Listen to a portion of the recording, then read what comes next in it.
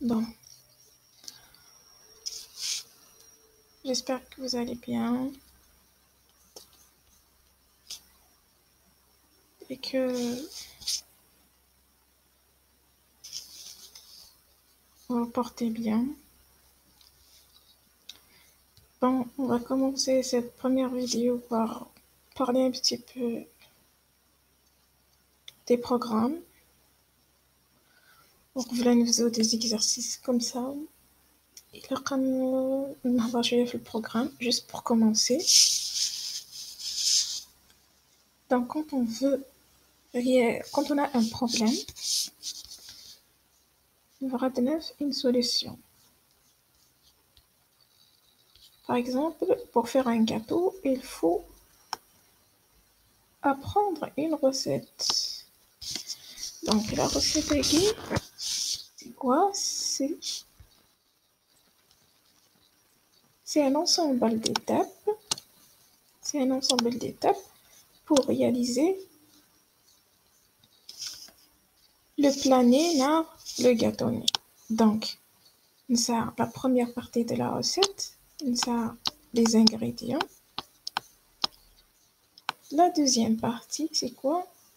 C'est la préparation. Donc, tout ça forme notre recette.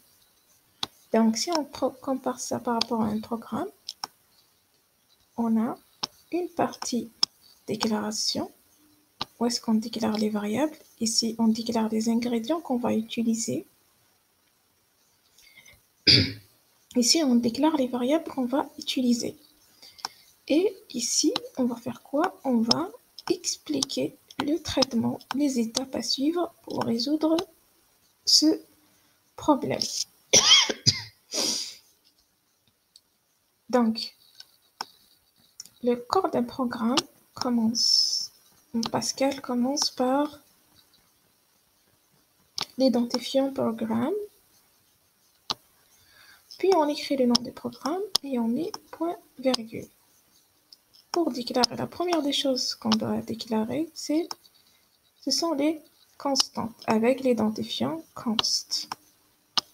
Par exemple, je vais déclarer const x égale 2. C'est-à-dire, je déclare une case dans la mémoire qui porte la valeur de tout au long de ce programme. Cette valeur-là ne change pas. C'est pourquoi on l'appelle constante. Si on veut déclarer une variable, on met l'identifiant var, puis on met le nom de la variable, par exemple y, et on met deux points, puis on va écrire le type ici. Par exemple ici, y il est de type string, c'est-à-dire je vais écrire un mot ou bien un texte. Je vais faire string. Si je veux spécifier la taille de cette chaîne de caractères, par exemple, je vais écrire 15, c'est-à-dire que mon mot va avoir 15 lettres. Et il y a bien sûr les autres types, c'est-à-dire les tableaux, les matrices, etc. Ça, on le verra au fur et à mesure. Mais bon, on a cette partie où est-ce qu'on déclare. Après, il y a la partie suivante qui est pour la recette, c'est la partie préparation. Dans notre programme, nous avons l'identifiant la préparation now, c'est-à-dire le traitement. Il est entre begin et end. End point. Ici, on va écrire toutes les étapes qu'on va utiliser ou bien qu'on va suivre pour résoudre notre problème.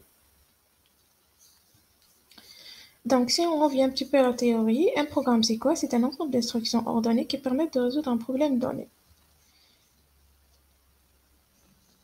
Donc, nous, quand on écrit par exemple un algorithme, la différence entre un programme et un algorithme, on l'écrit pour nous les humains, pour qu'on puisse...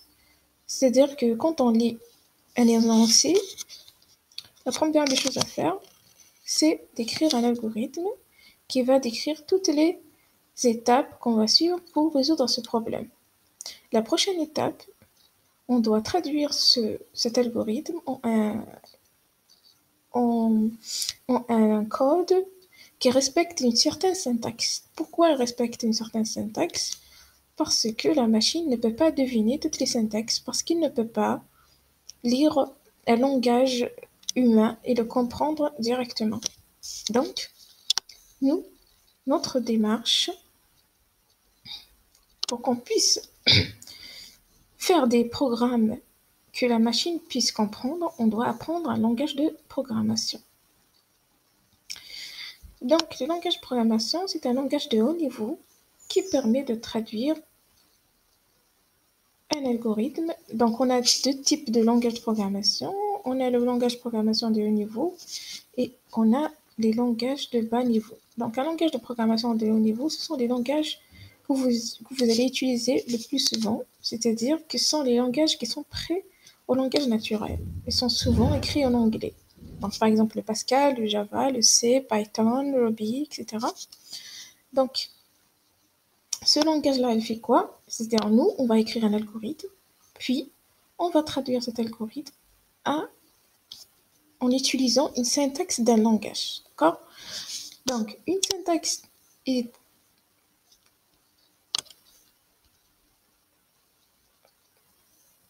Donc, on doit apprendre une syntaxe de ce langage-là. Et ce langage-là, qu'est-ce qu'il va faire? Il utilise un compilateur pour traduire ce code-là en un code machine. C'est-à-dire que notre compilateur, il fait quoi? On a un code. Bon, notre première étape, on a l'énoncé. Qu'est-ce qu'on va faire? On va éplucher cet énoncé, on va l'analyser, on va sortir un algorithme. Un algorithme, c'est-à-dire la solution Nina. Donc ça, c'est un algorithme. Cet algorithme-là, on va choisir un langage de programmation et traduire les étapes avec ce langage de programmation. Puis, qu'est-ce qu'on va faire? On va cliquer sur compiler. Compiler, ça veut dire quoi? Compiler. Il va prendre ce code-là, il va le traduire à un autre code qu'on appelle le code machine.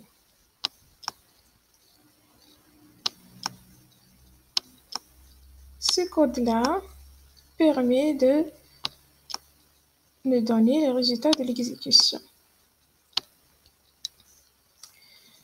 Donc, c'est pourquoi, quand vous utilisez le langage Pascal, par exemple, vous avez besoin d'utiliser un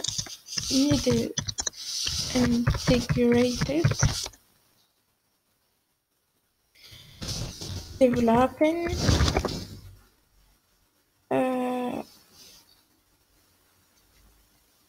un environnement de développement intégré. Environment. Donc,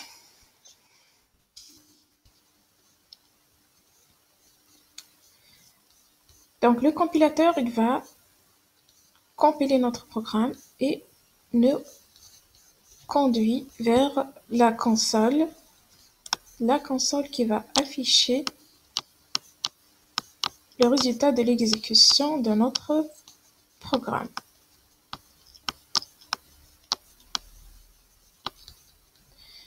Donc la prochaine vidéo, on va commencer par étape pour apprendre ce langage.